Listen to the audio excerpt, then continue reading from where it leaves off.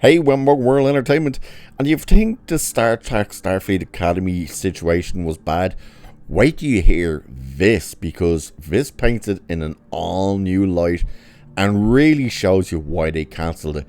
Probably should also show you why, like, this really is the greatest indication as to why Paramount should just get rid of the second season, don't even release it, because Starfleet Academy viewership reportedly collapsed to under 40,000 per episode.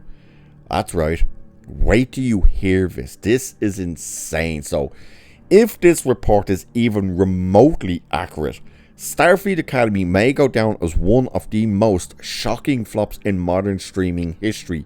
According to YouTuber Mike Stokeles, I'm not sure actually how you pronounce his name, the viewership numbers behind Starfleet Academy aren't just bad, they're downright cataclysmic. So, what he said, wait till you hear this, this is insane. Now, I believe he's one of the guys on Red Letter Media, I think that's who it is. Wait till you hear this. So he said, I heard from my source, the entire first season of Star Trek Starfleet Academy, not individual episodes, the entire season total views, about 400,000. Not per episode. Cumulatively, the entire series, about 400,000 views, which is an average of maybe 40,000 views per episode. That's insane if this is accurate. So that's what he said. So the article here says, not 400,000 per episode, not even close. That's 400,000 total views across the entire season, divided across 10 episodes, and you're looking at fewer than 40,000 views per episode. For a franchise as massive as Star Trek, those numbers are downright catastrophic. And that is the thing. Again, this is where you look and go, if this is an indicator as to why Paramount should cancel releasing the second season, this is, if per episode they were getting just under 40,000 views, and the majority of those were probably us here on YouTube watching it, how many do you think are going to be around for the second season? That number could drop below 30,000, could even drop below 20,000.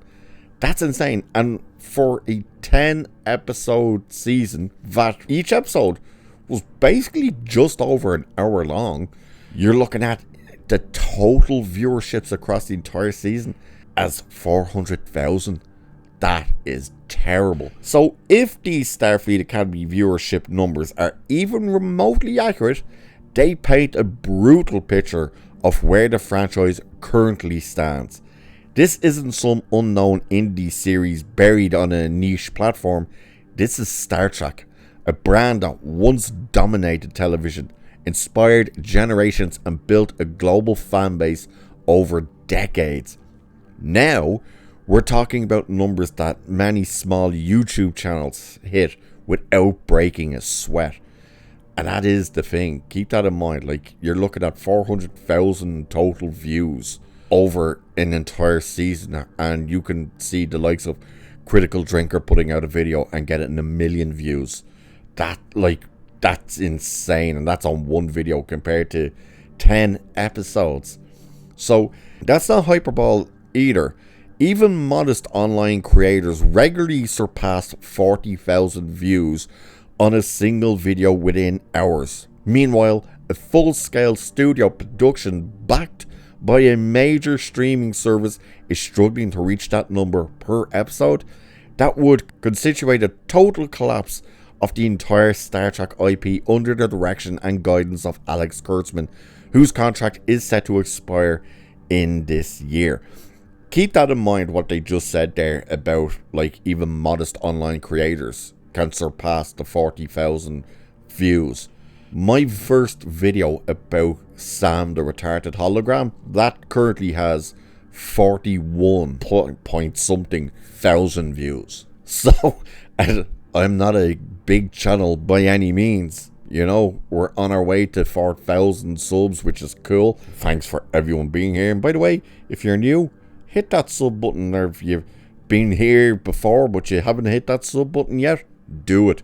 Do it now. No, seriously, do it. Helps the channel, helps me, and it's great to have you here too. But the fact that, yeah, channels can make over 40,000 views on a single video compared to this gigantic show with costs of something like 460 something million to make, that's insane. So the obvious question becomes, how does something like this even happen? A lot of fingers point directly at Alex Kurtzman and the direction he's taken Star Trek over the past several years. Under his leadership, the franchise has shifted away from the broad, aspirational storytelling that once defined it and toward a far more diverse, identity-driven approach that has consistently split the fanbase.